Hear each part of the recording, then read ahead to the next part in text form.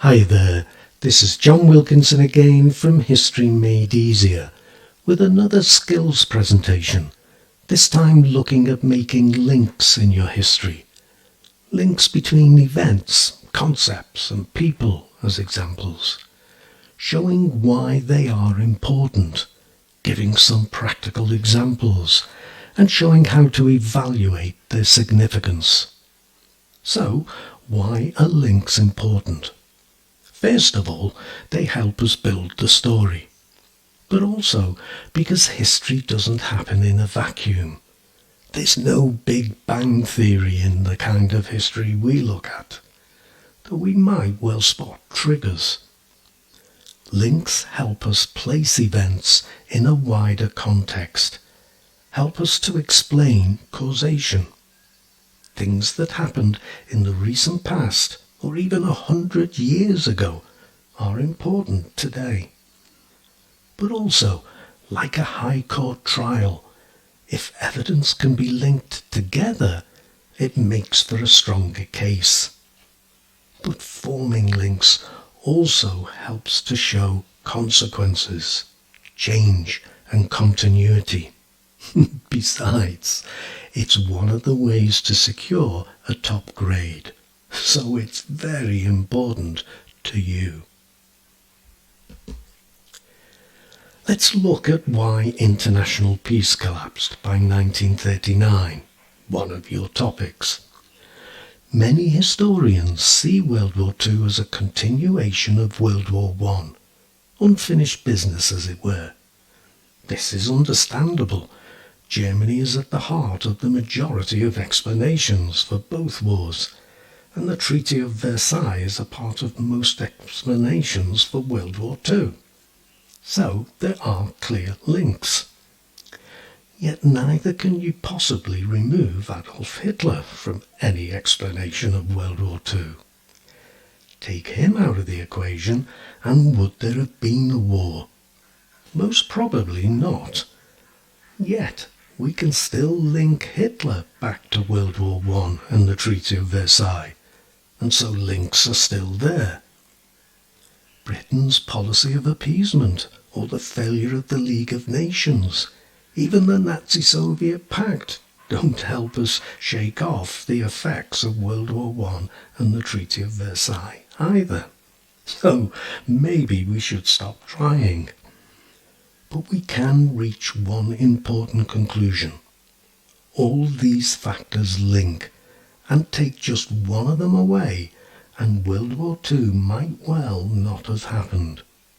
So at least they demonstrate clearly why historians place such importance on context and on factors that link. What about who was to blame for the Cold War? Another of your topics.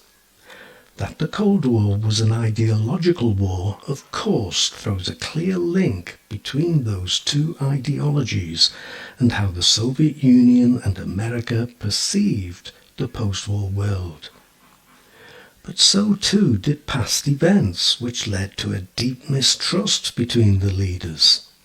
There is a clear link between that mistrust, which had festered between the two powers from the time of the Bolshevik Revolution to the Nazi-Soviet Pact, and even during their brief cooperation in the defeat of Hitler, that bubbled over in the summit conferences and the breakdown of the American-Soviet alliance in 1945-46. So, how longer-term factors like the West's support for the whites in the Russian Civil War link with short-term factors like how the powers viewed each other at Yalta and Potsdam are important. And so the links continue as the Soviet Union moves to control Eastern Europe and America's reactions to that, taking us to the occupation of Germany and the Berlin blockade, and on to NATO and the Warsaw Pact. Again, there are links everywhere. Similarly, with the eventual collapse of the Soviet Union, we have to go back and link the flaws in communist ideology with that collapse. But to these linear or sequential links, we can add a lateral link, and to another topic on your course, containment. Because if flaws in the communist ideology made it difficult to provide for its people, containment, squeezing its markets and forcing it to spend on its military, particularly the nuclear arms race, made it even harder for communism in the Soviet Union to deliver for its people. Each in its own right is a significant factor, but the two together much more so. Showing that they link and explaining how they link is always going to increase your marks. But so as to show you how you can make use of your course guide, I'm going to use the specified content for how secure was the USSR's control over Eastern Europe, to show how visible the links are for you to make use of. Now, if we look at the specified content in this topic, whilst the events of Hungary in 1956, in Berlin in 1961, and Czechoslovakia in 1968 might well be used to show that the Soviet Union had long struggled to keep the lid on serious discontent in its satellite countries, how does it link to the collapse of Soviet control? Well, the reasons for that discontent never went away, were never resolved. And then comes solidarity in Poland in the 1980s. Here there is a link in that solidarity showed the way a one-party state could be successfully challenged. Then along comes Gorbachev, a committed communist, never forget that, but one who recognizes that communism hadn't actually delivered the standard of living or the quality of life that people wanted, and so something had to change.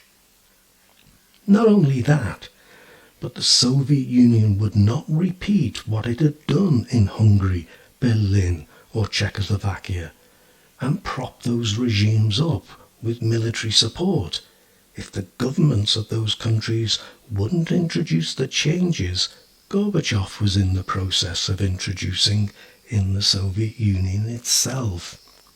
Of course, he lost control, but that's another issue. So, how do you assess the significance of links? Timelines help, of course, but think of the visible or measurable impact that they had. The Great Depression has a strong link to the rise to power of Hitler, but which has the strongest link to the collapse of the Soviet Union? Ideology, containment, solidarity, or Gorbachev? And there is also the degree to which something might have affected the thinking of decision makers and the decisions they made. In other words, the degree to which Hitler and Mussolini and the Japanese were influenced by the Paris peace treaties.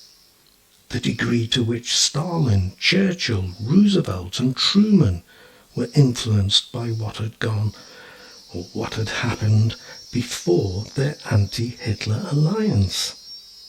And in both these examples, they differ. For example, Japan was influenced by the Paris peace treaties, but not as much as Hitler or Mussolini. Stalin, Churchill and Truman were more influenced by what had happened before war with Hitler than Roosevelt was, whilst Gorbachev was influenced by what had gone before, but in a positive way. He was trying to do something about it. And that's it. A useful look at making links in history. that I hope at least serves as a reminder to you of its importance in your work.